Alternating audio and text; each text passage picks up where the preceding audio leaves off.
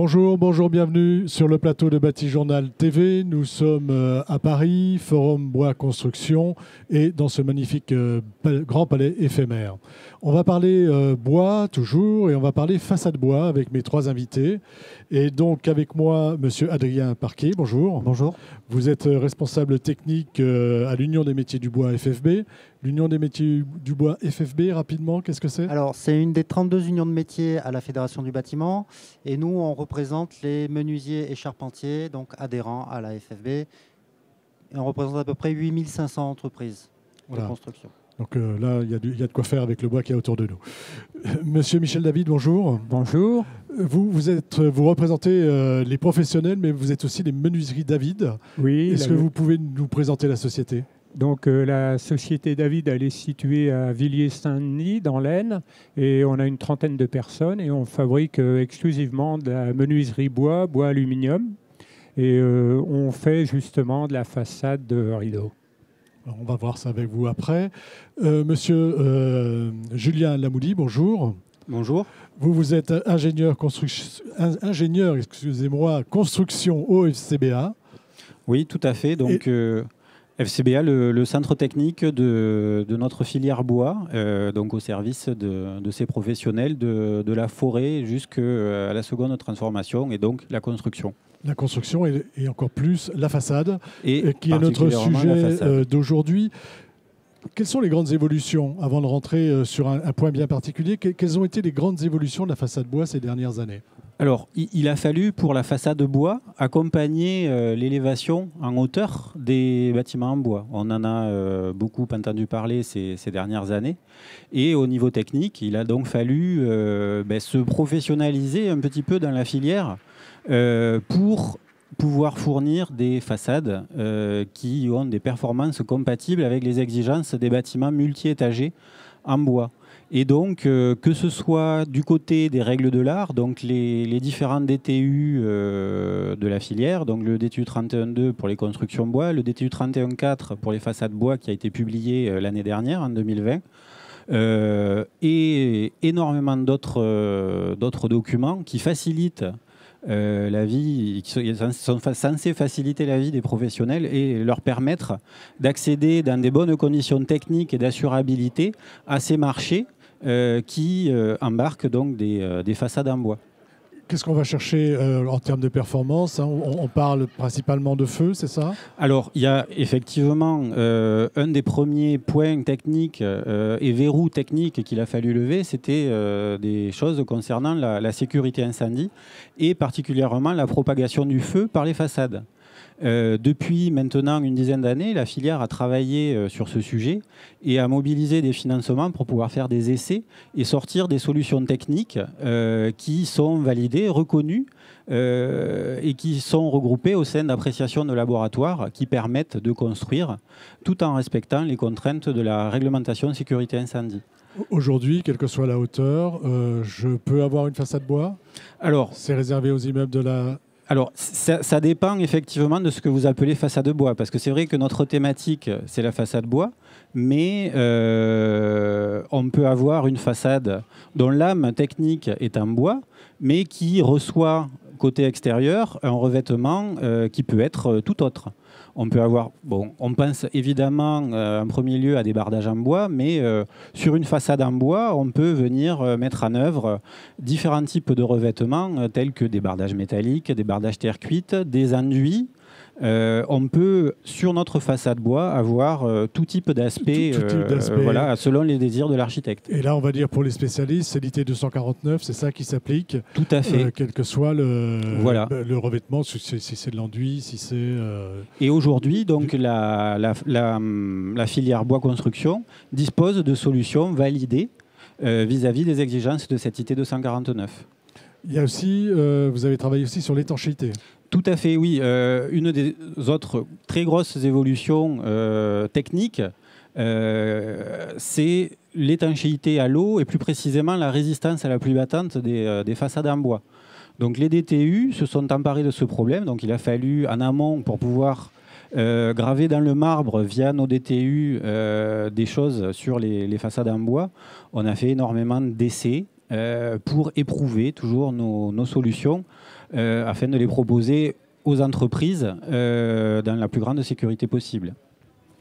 Alors, troisième sujet, on va parler d'éthique, on va parler d'ITE sous enduit, d'isolation par l'extérieur sous enduit. Et là, pareil, vous avez fait un gros travail sur ce sujet-là en particulier. Pourquoi et en quoi cela consiste? Voilà, donc comme je vous le disais, sur une façade en bois, on peut mettre n'importe quel type de finition. Et donc pour obtenir l'aspect enduit, une des solutions consiste à mettre en œuvre sur notre façade bois de l'isolant et un enduit minéral ou synthétique. Et donc le Codifab nous a permis de travailler sur le sujet, donc en apportant des moyens. Et effectivement, ces 2-3 dernières années, on a pu travailler pour fiabiliser les solutions techniques d'enduit sur façade bois pour pouvoir, toujours dans le même objectif, monter en élévation. Historiquement, les enduits sur façade bois étaient limités à 9 mètres de hauteur. Et donc, les solutions techniques qu'on a pu valider, discuter avec les fabricants d'enduits, parce que ces projets étaient cofinancés par la filière d'une part et les fabricants d'enduits d'autre part, le CIPEV et le SNMI, les deux syndicats des fabricants d'enduits. Voilà. Et donc, on a pu avancer ensemble sur le sujet. Et aujourd'hui, donc, les fabricants d'enduits ont à disposition tous les éléments techniques qui leur permettent d'avoir des avis techniques, d'étendre le domaine d'application en fait, de leurs avis techniques. Voilà, sur de l'ossature bois. Par exemple, alors, ossature bois porteuse, ouais, donc qui relève du DTU 31.2, les façades à ossature bois non porteuses, qui relèvent du DTU 31.4, ou tous les panneaux CLT. Jusqu'à présent, le CLT n'était pas visé en tant que support d'enduit sur isolant. C'est maintenant chose faite. C'est maintenant chose faite. Voilà. Merci. Je me tourne vers vous. N'hésitez pas à intervenir sur ce qu'on va entendre. Alors, vous avez travaillé, on va parler cette fois-ci de façade rideau. Oui, tout à fait. Quel est ce travail et pourquoi? Alors, ce travail, il faut remonter à il y a à peu près 10 ans, puisque c'était en 2011. Il y a eu un besoin qui a été identifié lors de la commission technique de l'Union des métiers du bois de la Fédération du bâtiment, donc la commission technique des menuisiers, où les menuisiers ont dit nous, ça fait parfois même des décennies qu'on propose de la petite façade rideau. On ne parle pas d'habiller les tours de la Défense, on parle de façade jusqu'à 6 mètres ou 9 mètres. Dans un premier temps. Donc des menuisiers ont dit, nous, on fait de la façade rideau bois capotée d'aluminium, mais avec une structure bois depuis très longtemps, et sauf qu'on n'est pas du tout en technique traditionnelle. Et pour être assurable, dans le bois, tout est question de traditionnalité et d'assurabilité. Pour être assurable, on est obligé d'aller sur des systèmes sous avis technique. Et il y a une dizaine d'années, il y avait deux aluminiers il n'y avait que 2 systèmes sous avis technique. Que 2 systèmes sous avis technique. Voilà. Mais par exemple, une entreprise comme la vôtre, Monsieur David, vous n'aviez pas quand vous fabriquiez. Comment ça se passait quand vous fabriquiez une façade rideau?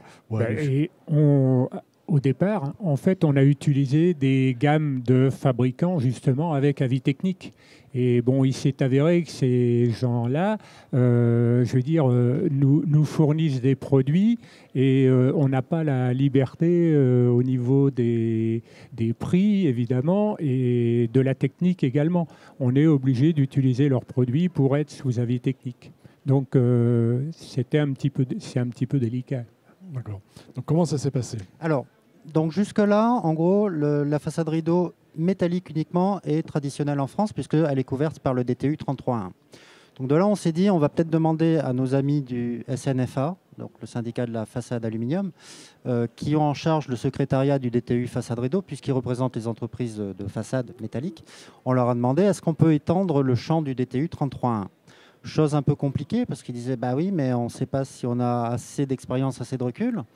Donc on s'est dit ensuite, on va peut-être passer par la petite porte et peut-être passer par des règles professionnelles, qui est un premier pas vers la traditionnalité. Vers la traditionnalité, vers le DTU. Donc de là, on a ensuite cherché un financement, parce que là, on vous parle d'un projet quand même qui est un projet assez conséquent. Et on a trouvé via le programme Pacte, donc un financement de l'État, on a trouvé le financement nécessaire pour pouvoir confier cette prestation d'écriture d'un référentiel technique en vue d'en faire ensuite des règles, enfin des recommandations professionnelles qui ont un même statut que les règles professionnelles, donc qui sont un premier pas vers la traditionnalité. Et on a confié donc cette mission, donc on a passé un appel d'offres, et c'est FCBA qui a remporté l'appel d'offres. Et donc FCBA a été, si je puis dire, le maître d'œuvre du projet, en partenariat également avec le SNFA. Bien sûr qu'on a impliqué les vous avez impliqué les gens de l'aluminium également, tout à fait, puisqu'il y a le double matériau. exactement. Parce que de la façade de rideau tout bois, est-ce que ça s'envisage? Alors, quelque part, oui. Allez-y. Oui, justement, c'était le cas des règles professionnelles, c'est d'avoir une structure bois, donc lamellé-collé ou en bois reconstitué, les BMR, et d'avoir la possibilité de mettre des capots bois. Et c'est là la recommandation professionnelle qui a été intéressante, de façon à pouvoir valider la solution bois, de capot bois, avec des exigences justement de finition totale en atelier, en usine. Vous vouliez ajouter quelque chose? Oui, peut-être une précision.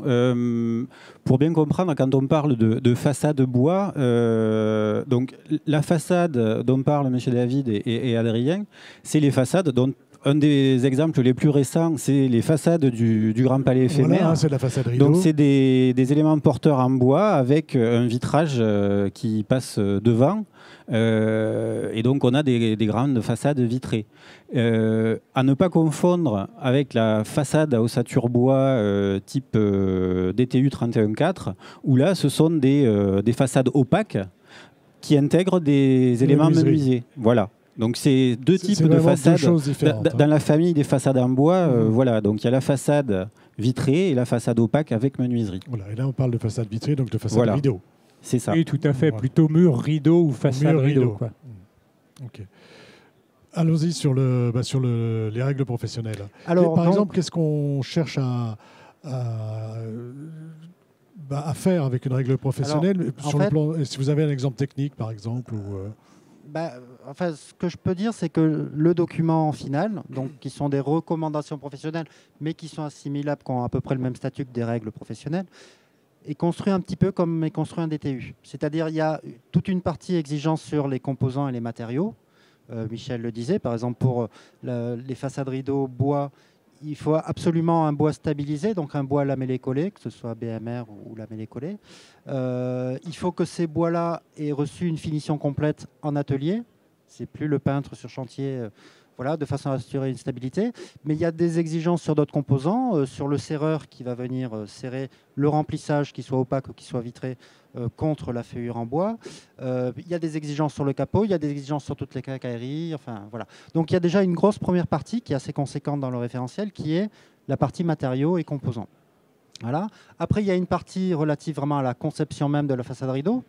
Voilà, sachant que la façade, dans le référentiel, elle est limitée à 6 mètres ou 9 mètres selon la technique de serrage. Bon, là, je vais un peu dans le détail. Et cette façade rideau, elle vient se mettre en nez de plancher, sur un R+1 par exemple. Donc là, elle va devoir subir des variations dimensionnelles des nez de plancher. Donc cette façade rideau, bien sûr, il y a aussi toute une partie de conception sur laisser des degrés de liberté pour qu'elle puisse absorber les déformations des planchers du bâtiment. Il y a aussi, donc voilà, ça c'est toute la partie conception. Après, il y a toute la partie mise en œuvre. Voilà, donc on est toujours dans une architecture un petit peu DTU. Et puis en annexe, il y a toutes les parties des annexes qui parlent d'évaluation sur la façade rideau.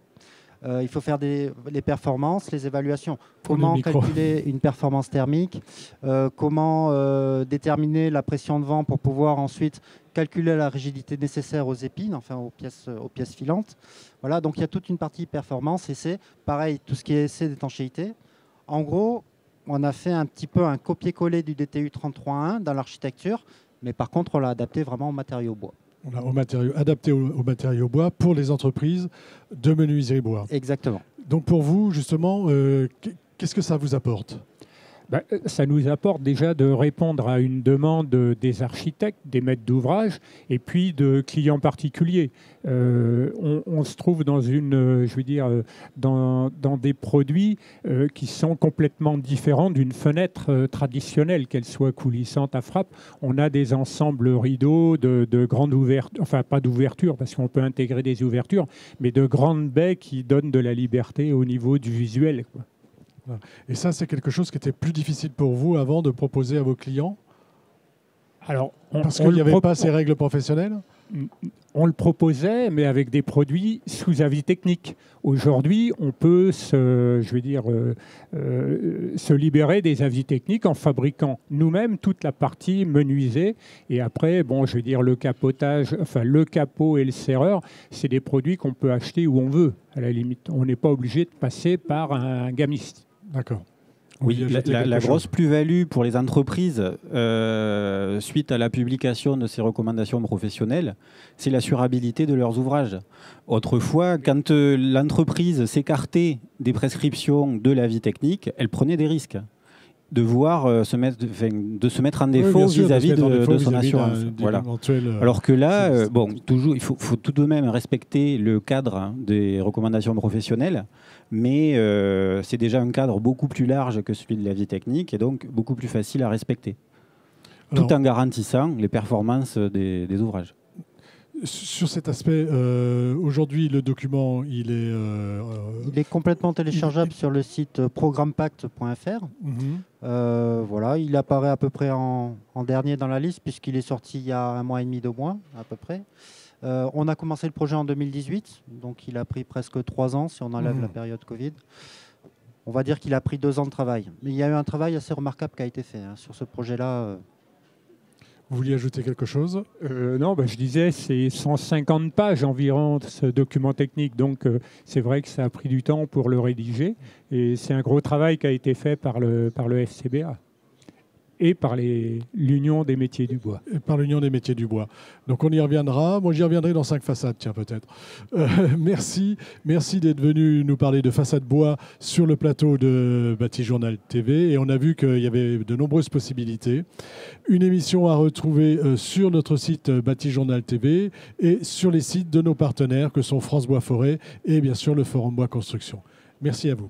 Merci beaucoup. Merci.